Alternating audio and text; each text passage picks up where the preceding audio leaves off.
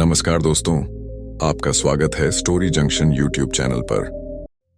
दोस्तों, आधुनिक युग में अक्सर हम यह भूल जाते हैं कि हमारे कर्म ही हमारे भविष्य का निर्धारण करते हैं। जो भी कार्य हम इस जीवन में करते हैं, उसका परिणाम हमें इसी जीवन में भोगना पड़ता है। हर कर्म का कोई न कोई फल अवश्य होता है। नमस्कार साथियों, आज हम आपको एक रोचक और प्रेरणादायक कथा सुनाने जा रहे हैं जो एक बूढ़ी मां और उसकी 3 बहुओं से संबंधित है। इस कहानी में कर्मों के प्रभाव को दर्शाया गया है और यह जानने योग्य है कि कैसे हमारे कर्म हमारे जीवन को प्रभावित करते हैं। तो आइए कहानी की ओर चलते हैं।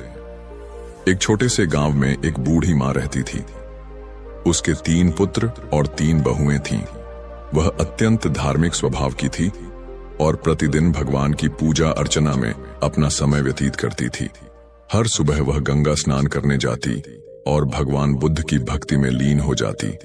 विशेष रूप से कार्तिक मास में वह अधिक नियम पूर्वक पूजा पाठ करती और भगवान को पंचामृत, खीर और पुष्प अर्पित करती थी।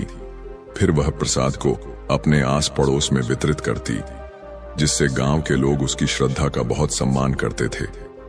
हालांकि उसकी तीनों बहुओं को उसकी भक्ति और धार्मिक क्रियाकलाप बिल्कुल पसंद नहीं थे। वे अक्सर उसकी आस्था का उपहास उड़ाती और प्रसाद ग्रहण करने से मना कर देती। वे कहती, इसमें तुलसी के पत्ते पड़े हैं, हम इसे नहीं खा सकते, यह सब केवल दिखावा है। इन तानों को सुनकर बूढ़ी मां को अत्यधिक दुख होता, परंतु वह बिना किसी शिकायत के अपनी पूजा में लगी रहती।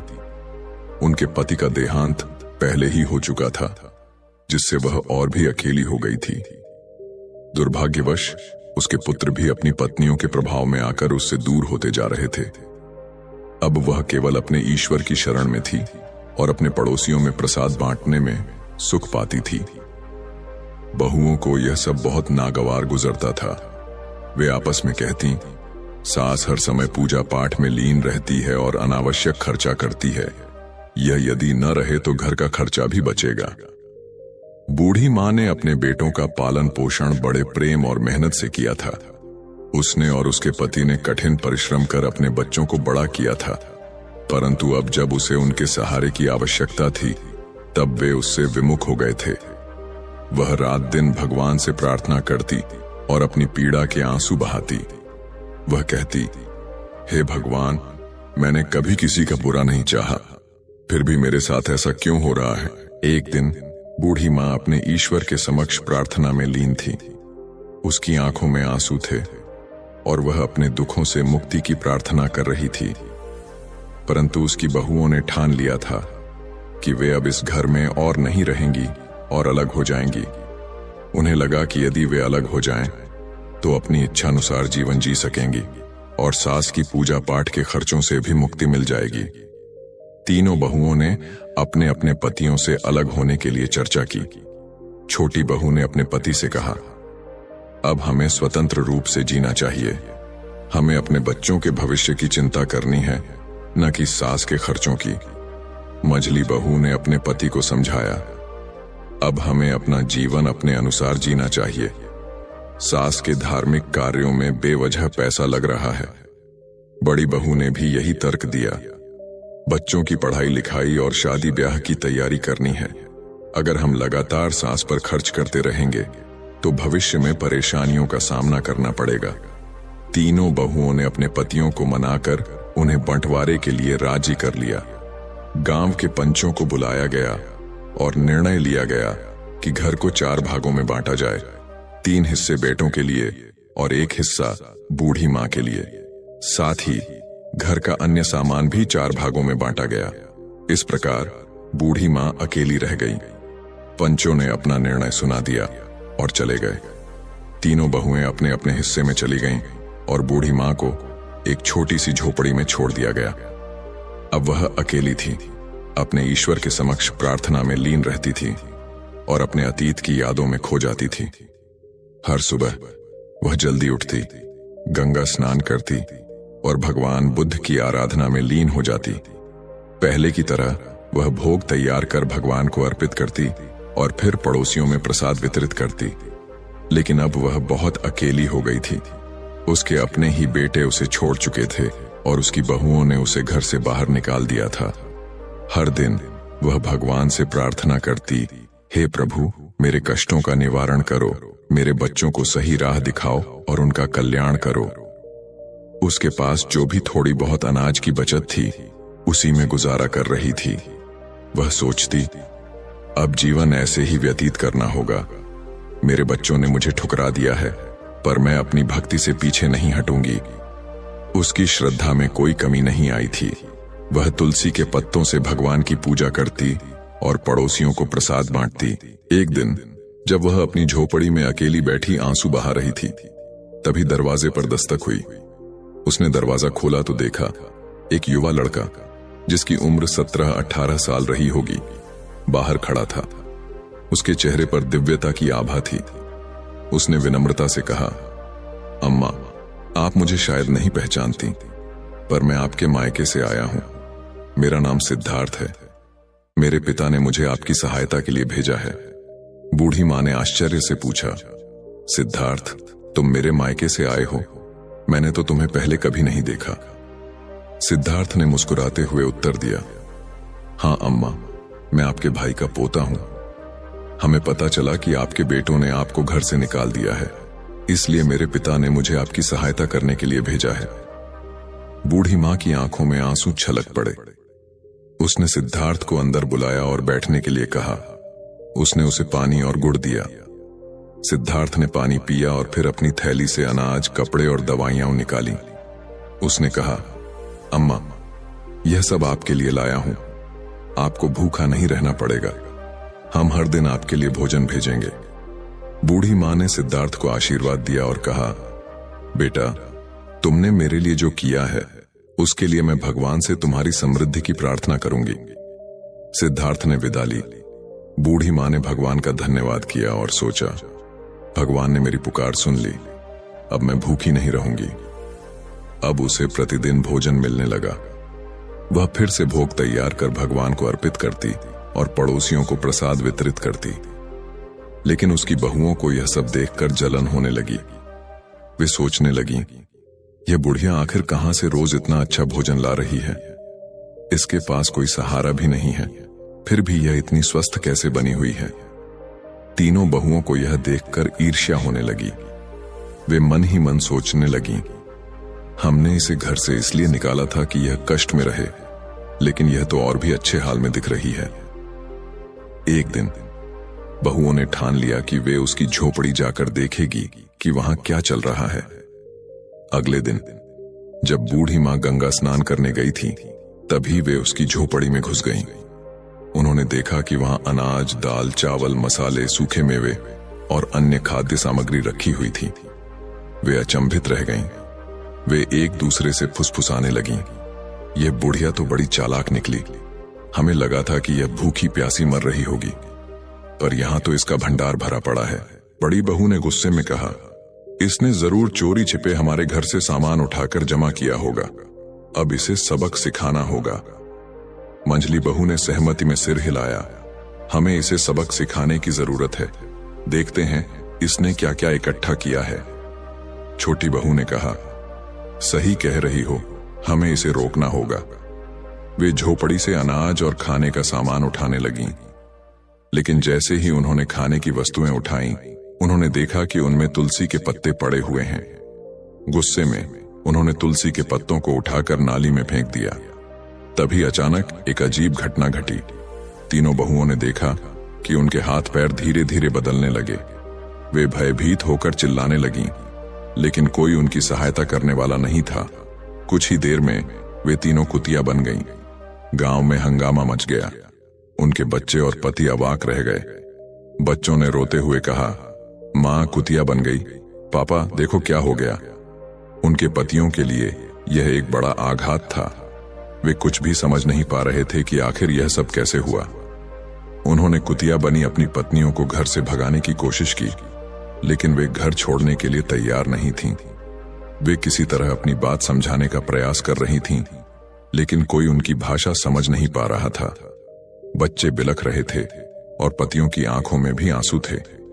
बच्चों को संभालते हुए उन्होंने कहा, अब कुछ भी नहीं किया जा सकता। हमें माँ के आने का इंतजार करना होगा, शायद वही कोई समाधान बता सके। धीरे धीरे गांव वाले भी एकत्रित हो गए और इस असामान्य घटना पर विचार करने लगे।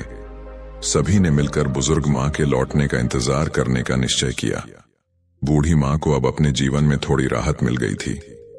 सिद्धार्थ प्रतिदिन भोजन लाकर रख जाता था और बूढ़ी माँ भगवान को भोग लगाकर प्रसाद बांटती थी। उसे यह झांत नहीं था कि घर में क्या हो रहा है। उसे लगता था कि सब कुछ पहले की ही तरह चल रहा है। इधर उसकी तीनों बहुएं आंगन में बैठी कुतिया के रूप में थीं और उनके पतियों को घर के सभी कार्य करने पड़ रहे थे।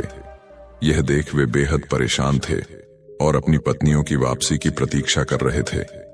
गांव वाले भी इस विचित्र घटना से हैरान थे। सब यही कह रहे थे कि यह बूढ़ी माँ की भक्ति और तपस्या का प्रभाव है। कुछ ग्रामीणों ने बूढ़ी माँ को गंगा स्नान के लिए जाते हुए देखा। उन्होंने सोचा कि अब उसे सारी बात बता देनी चाहिए। वे उसके पास गए और बोले, माई, तुम्हारे घर में कुछ अनोखा घटित हुआ है। तुम्हारी तीनों बहुएं कुतिया बन गई हैं। बूढ़ी माँ को यह सुनकर अत्यधिक आश्चर्य हुआ। उसने सोचा कि यह कैसे संभव हो सकता है। उसने तुरंत गंगा में स्नान किया और अपने घर की ओर प्रस्थान किया। उसके मन में अनेक आशंकाएं उठ रही थीं। उसने भगवान से प्रार्थना की, हे प्रभु, मेरे घर की रक्षा करना और मेरे बच्चों को सही राह दिखाना। जब वह घर पहुंची तो देखा कि गांव के लोग उसके घर के सामने खड़े थे। उसने पूछा, यहां इतनी भीड़ क्यों है, क्या हुआ? गांव वालों ने पूरी घटना बताई। बूढ़ी माँ ने अपने बेटों को बुलाकर पूछा, ये सब कैसे हुआ? तुम लोगों ने क्या किया? बेटों ने रोते हुए पूरी कहानी सुना दी। उन्होंने कहा, माँ, हमसे भारी गलती हो गई। हमारी पत्नियों ने तुम्हारे सामान को नाली में फेंक दिया था और उसी क्षण वे कुतिया बन गईं। अब हमें कोई उपाय नहीं सूझ रहा। बूढ़ी माँ ने अपने बेटों को सांत्वना दी और कहा, भगवान सब ठीक करेंगे, चिंता मत करो।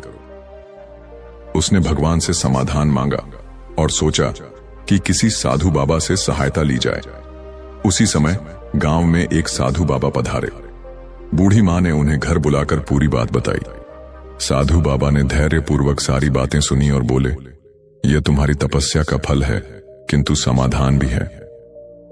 बूढ़ी माँ ने निवेदन किया, बाबा, कृपया उपाय बताइए, मैं अपने बच्चों को इस स्थिति में नहीं देख सकती। साधु बाबा ने कहा, तुम्हें कार्तिक मास में विशेष पूजा करनी होगी। तुम्हारे स्नान का जल अपनी बहुओं पर छिड़कना होगा और ब्राह्मणों को भोजन कराकर उनका जूठन बहुओं को खिलाना होगा। इससे वे अपने पूर्व रूप में लौट आएंगी। बूढ़ी माँ ने साधु बाबा का आभार व्यक्त किया और अपने बेटों को यह उपाय बताया। बेटों ने निश्चय किया, माँ, हम तुम्हारी हर बात मानेंगे और इस उपाय को पूरा करेंगे। बूढ़ी माँ ने कार्तिक मास की विशेष पूजा की तैयारी प्रारंभ कर दी। उसके बेटे और गांव वाले भी सहायता करने लगे। सभी ने मिलकर पूजा के लिए आवश्यक सामग्री एकत्रित की और भगवान के लिए भोग की व्यवस्था की। प्रतिदिन बूढ़ी माँ गंगा स्नान के लिए जाती और स्नान का जल एकत्र करती। इसके पश्चात वह भगवान बुद्ध की पूजा कर प्रसाद वितरित करती। इस दौरान तीनों बहुएं अब भी कुतिया के रूप में आंगन में बैठी रहती और उनके पतियों को घर के सभी कार्य करने पड़ते थे। बच्चों को अपनी माताओं की अत्यधिक याद आती थी। वे अपनी दादी से पूछते, दादी, माँ कब ठीक होंगी? हमें हमारी माँ वापस चाहिए। बूढ़ी माँ उन्हें सांत्वना देती और कहती, बेटा, भगवान सब ठीक करेंगे, धैर्य रखो और प्रार्थना करो। वह उन्हें कहानियां सुनाती और उनके साथ समय बिताती। पूजा के लिए 5 ब्राह्मणों को बुलाया गया।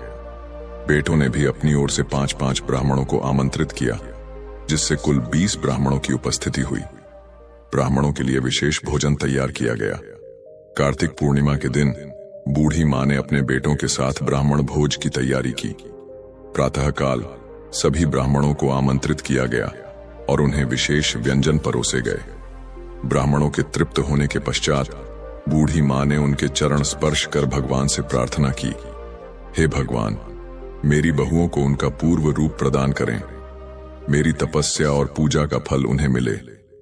ब्राह्मणों ने तृप्त होकर आशीर्वाद दिया और कहा, माई, तुम्हारी भक्ति और तपस्या सफल होगी।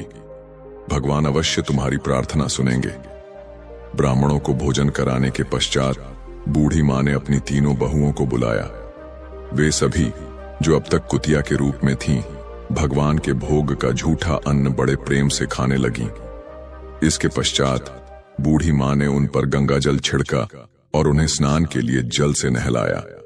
जैसे ही गंगा जल और स्नान का जल उनके ऊपर पड़ा, एक अद्भुत चमत्कार हुआ। धीरे धीरे तीनों बहुएं अपने वास्तविक रूप में लौटने लगीं। पश्चाताप से भरी उनकी आंखों में आंसू थे। वे अपनी सास के चरणों में गिरकर रोने लगीं। तीनों बहुएं विनम्रता से बोलीं, मां, हमें क्षमा कर दीजिए।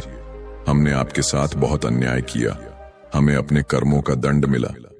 अब हम आपको कभी कोई दुख नहीं देंगी और सदा आपकी सेवा करेंगी। बूढ़ी मां ने प्रेम पूर्वक उन्हें गले लगाते हुए कहा, बेटा, भगवान ने तुम्हें क्षमा कर दिया है।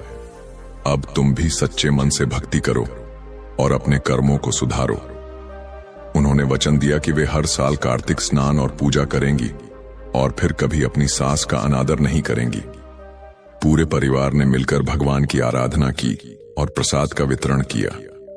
तीनों बहुएं अपने असली रूप में वापस आने के बाद घर में एक नई सकारात्मक ऊर्जा और शांति का संचार हुआ। बूढ़ी मां की तपस्या और भक्ति ने पूरे परिवार को एक नया जीवन दिया। अब सभी मिलकर भगवान की आराधना करने लगे और कार्तिक स्नान का महत्व समझने लगे। उन्होंने अपने पुत्रों और बहुओं को शिक्षा दी कि सेवा और भक्ति का क्या महत्व है। उन्होंने समझाया, भगवान की पूजा और सेवा से हमें सच्चा सुख और शांति प्राप्त होती है। हमें सच्चे मन से भक्ति करनी चाहिए और सदैव दूसरों की सहायता करनी चाहिए। बड़ी बहू ने भावुक होकर कहा, मां, अब हम समझ चुके हैं कि भक्ति का क्या महत्व है। हम हर वर्ष कार्तिक स्नान करेंगे और भक्ति के मार्ग पर चलेंगे। मझली बहू भी कहने लगी, मां, हमने आपके साथ बहुत अन्याय किया। कृपया हमें क्षमा करें। अब हम सदैव आपकी सेवा करेंगे और आपके साथ मिलकर भगवान की आराधना करेंगे। छोटी बहू ने भी अपनी सास से वचन लिया, मां, अब हम सभी एकजुट रहेंगे और आपको कोई कष्ट नहीं होने देंगे। हम हर वर्ष कार्तिक स्नान और पूजा करेंगे। बूढ़ी मां की आंखों में प्रसन्नता के आंसू आ गए। उन्होंने अपनी बहुओं को आशीर्वाद दिया। अब परिवार में प्रेम और एकता का वातावरण स्थापित हो गया। अगले वर्ष कार्तिक पूर्णिमा के शुभ अवसर पर पूरे परिवार ने मिलकर विशेष पूजा का आयोजन किया। घर को सुंदरता से सजाया गया और भगवान बुद्ध की विशेष आराधना की गई। तीनों बहुएं सुबह जल्दी उठकर गंगा स्नान के लिए गईं और विधि पूर्वक स्नान करने के बाद भगवान के लिए भोग तैयार किया। बूढ़ी मां ने उन्हें तुलसी के पत्तों का महत्व बताया और समझाया कि तुलसी के बिना भगवान की पूजा अधूरी मानी जाती है। तीनों बहुओं ने पूरे श्रद्धा भाव से पूजा की और भोग अर्पण किया। इसके पश्चात सभी ने मिलकर प्रसाद का वितरण किया और गांव के लोगों को भी इसमें सम्मिलित किया। बूढ़ी मां की तपस्या और भक्ति की चर्चा पूरे गांव में होने लगी। भगवान की कृपा से अब परिवार में सुख समृद्धि आने लगी। तीनों भाइयों का व्यवसाय भी उन्नति करने लगा और घर में खुशियों का माहौल बना रहा। अब बहुएं भी सास की सेवा में तत्पर रहने लगीं और हर कार्य में उनकी सहायता करने लगीं। पुत्रों ने भी अपनी मां से वचन लिया कि वे सदैव उसकी देखभाल करेंगे और उसे कभी अकेला नहीं छोड़ेंगे। हर त्योहार और विशेष अवसर पर पूरा परिवार भगवान की पूजा करता और प्रसाद वितरित करता। बूढ़ी मां का जीवन अब पूरी तरह बदल चुका था। उसकी भक्ति और तपस्या ने पूरे परिवार को एक नई दिशा प्रदान की थी। अब सभी भगवान की आराधना में संलग्न रहने लगे और जीवन में सच्चा सुख और शांति प्राप्त करने लगे।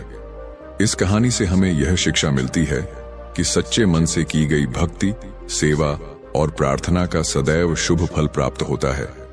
भगवान अपने भक्तों की निष्ठा को कभी निराश नहीं करते और उन्हें सुख, शांति और समृद्धि प्रदान करते हैं।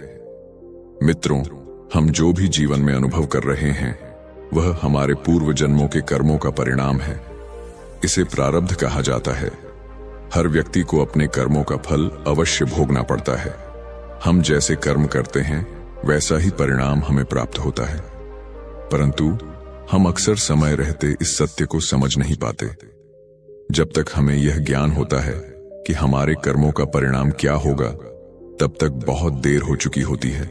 इसीलिए हमें अपने कर्मों के प्रति सदैव सतर्क रहना चाहिए और सच्चे मन से जीवन जीना चाहिए। हम उम्मीद करते हैं कि आपको आज की इस कहानी से काफी कुछ सीखने को मिला होगा। तो दोस्तों, कैसी लगी आपको ये कहानी? हमें कमेंट में जरूर बताएं।